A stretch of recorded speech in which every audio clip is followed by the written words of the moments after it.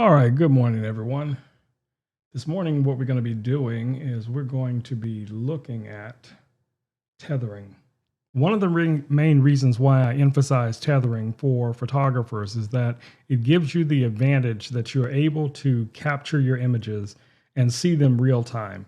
So, one of the tools that I use is a Tether Tools cable connected to my Sony camera, and then that is connected into my laptop, and then I give my clients an iPad where then they can review the images or view them live as they're being captured.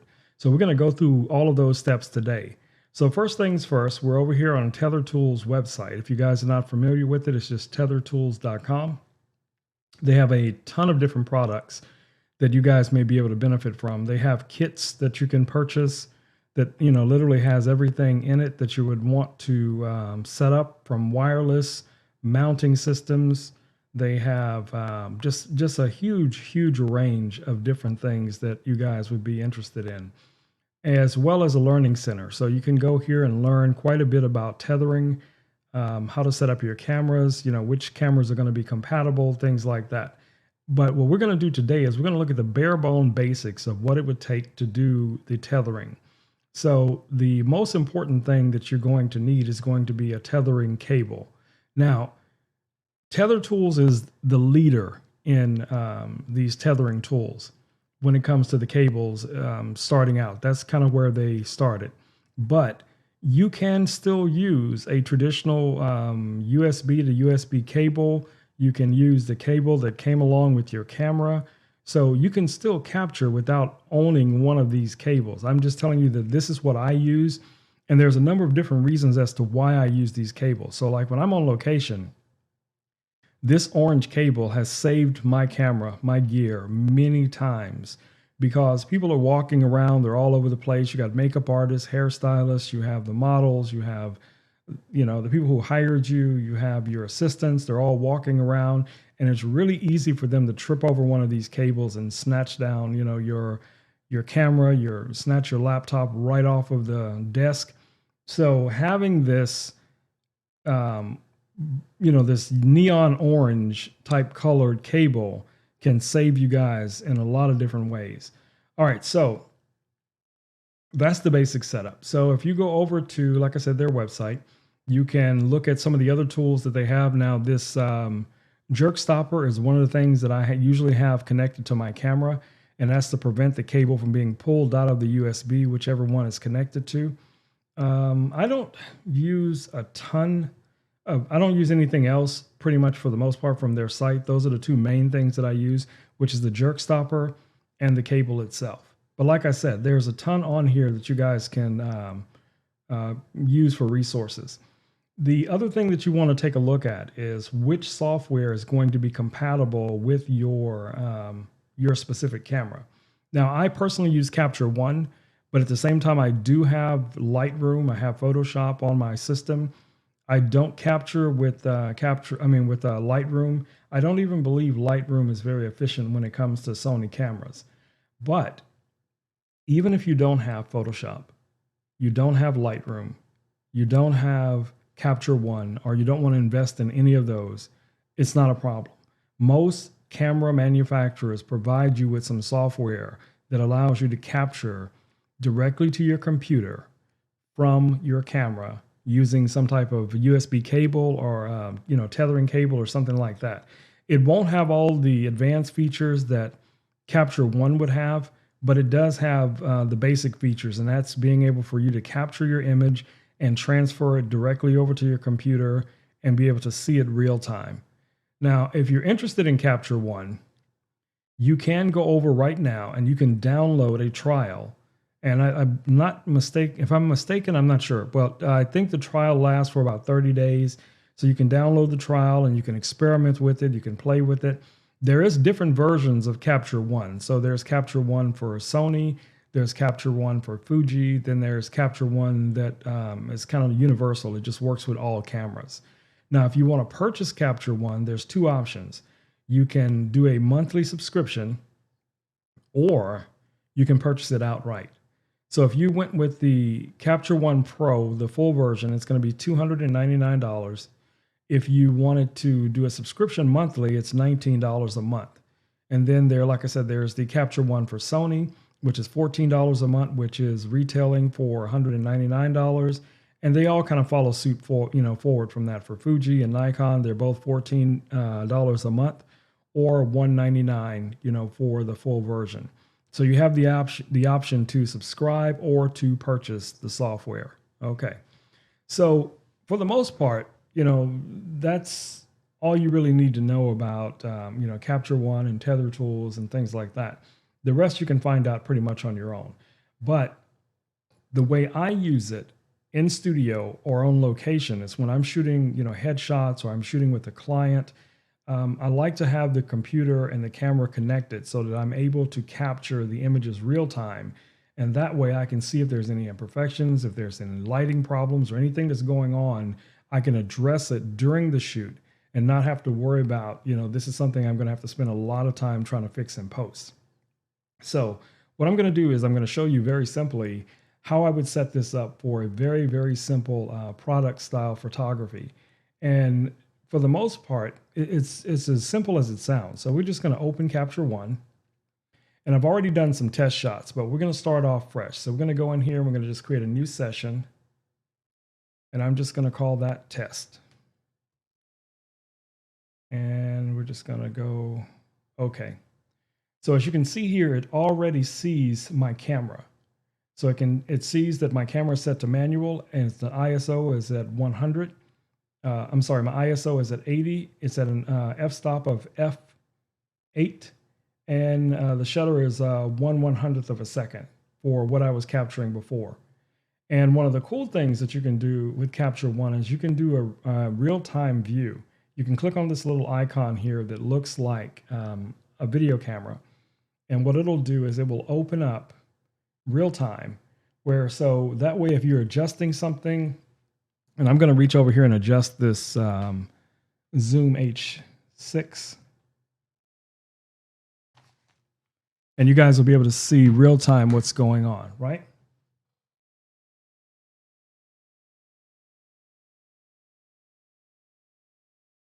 So as I adjusted that, I'm seeing it real time. So this would be no different if your assistant was working with you and they were moving things around and you wanted to be able to see it from the computer perspective or something like that. So now you see, and there's, a ton of different things you can do here. You can do overlays, grids, all these different things that you can do. We'll address those in a future video when we have a little bit more time. So starting out, all I have to do now at this point is to hit the capture button. And I'm going to switch over to a screen where you guys can see exactly what's going on.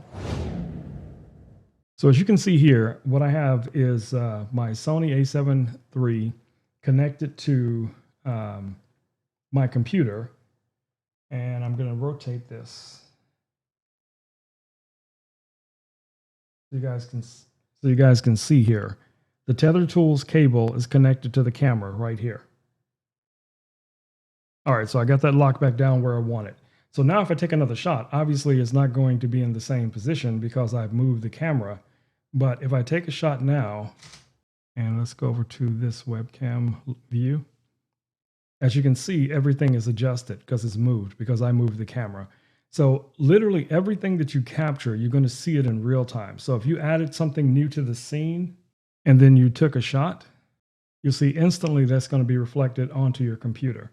Now, I'd mentioned before another application that you guys can purchase or have access to, which is Capture Pilot. And what that allows you to do is when you're capturing things real time on your computer, you're able to provide your client with a version of it where they can see it real time. So I'm going to switch this camera around here and adjust this a little bit. So here's my computer. And move a few things around. And here's my iPad. Okay, so I'm going to open Capture One's Capture Pilot, and it says no server available, right? So I'm going to go down here. First, let me switch over so you guys can see exactly what I'm doing. I'm going to scroll down here to where it says Capture Pilot, and I'm going to start the server. All I have to do is just click on it, and then the server starts. And then instantly I see test.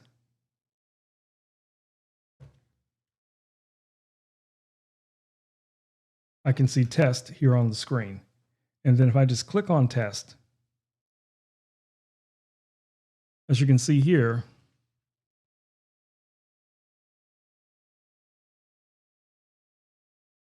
now you can see the images that I've captured.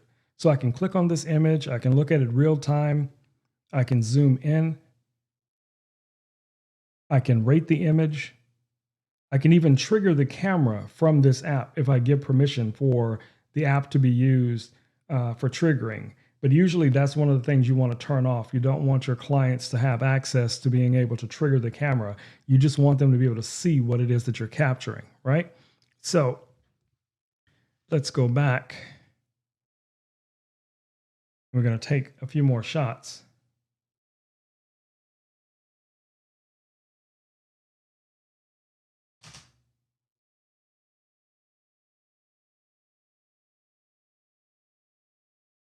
And then instantly it's going to appear here, which is the second one of the set with the little guy. So let me move him so you guys are clear that there's, this is going straight to this iPad.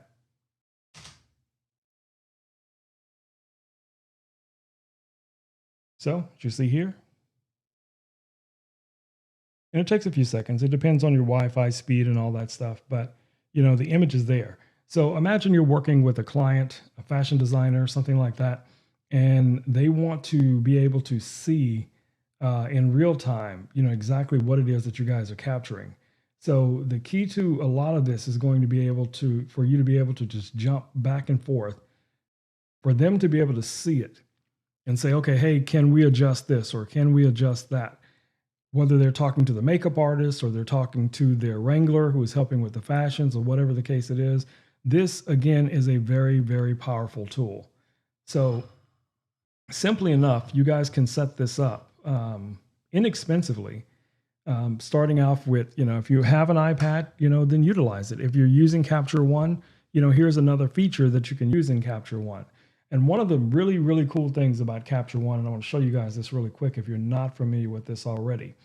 Let's say, for instance, you're working in Capture One and you say, wow, that image is nice, but it's a little underexposed. Okay, so you can go here and you can adjust your exposure, your contrast, and maybe just turn the brightness down just a little bit so he doesn't disappear so much. Well, let's just leave it there. And then we can crop this image. So let's say we're going to crop it in like that. Hit enter.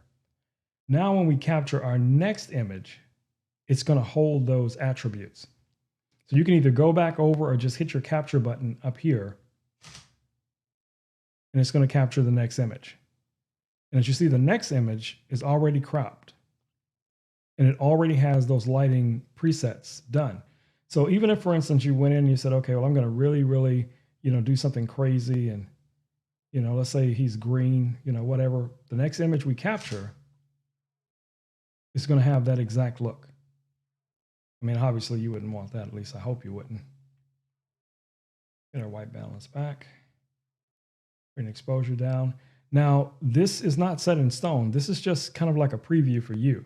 So if you go up to your crop, you can see in actuality, the camera has captured the entire image all the way, to the full frame of the camera. So, it's just up to you how you frame this.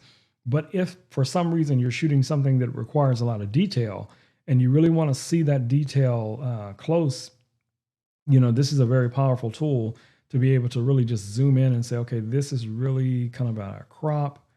And you can do other things, like you can do overlays, where you can do overlays, like for instance, there's going to be something that's going to be printed over this image in a magazine. So if you have that as a PNG, you can bring that overlay in and then overlay it over the frame.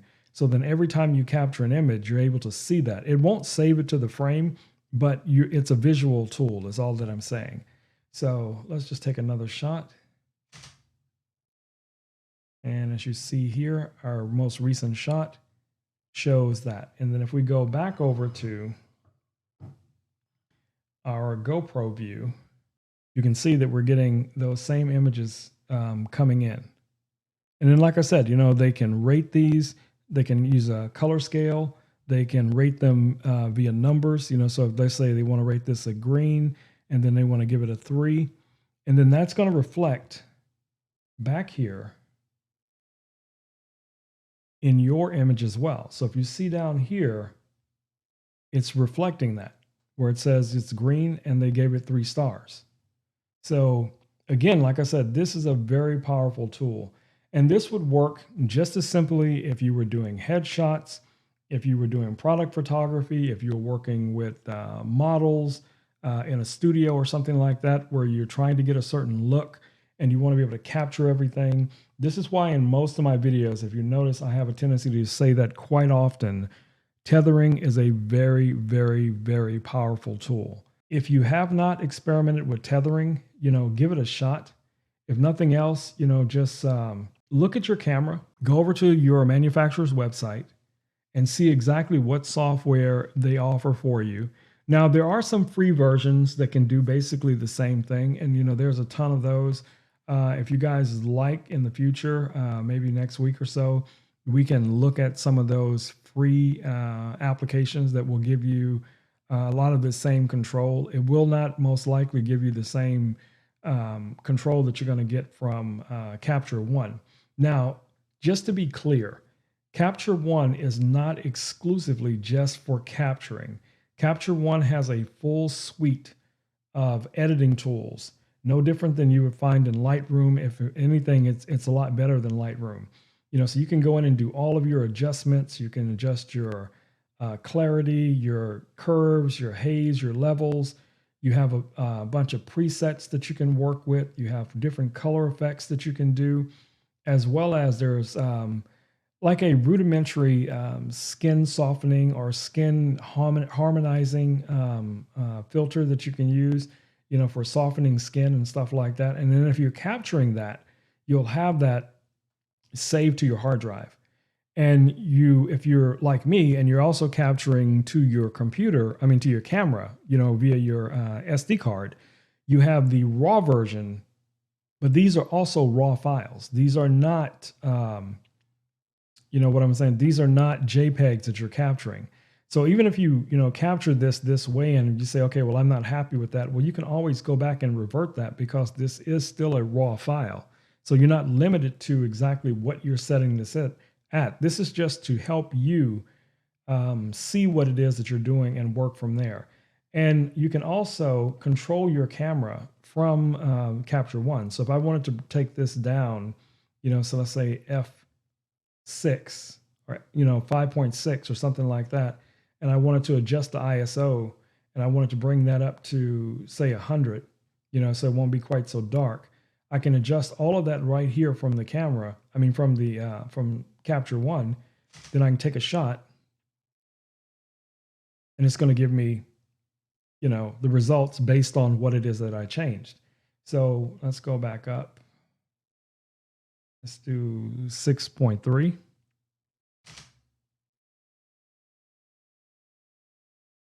And let's raise it again. 7.1.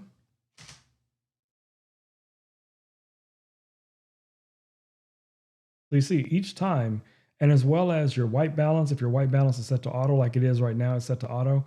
But if I wanted to adjust my white balance, I could do that here, or I could use my color picker and I could adjust my white balance that way. The white balance was okay, so I don't see anything that's going to change. Well, let's say we white balance off of him or off of this the zoom back here, and then take a shot. So there you have it.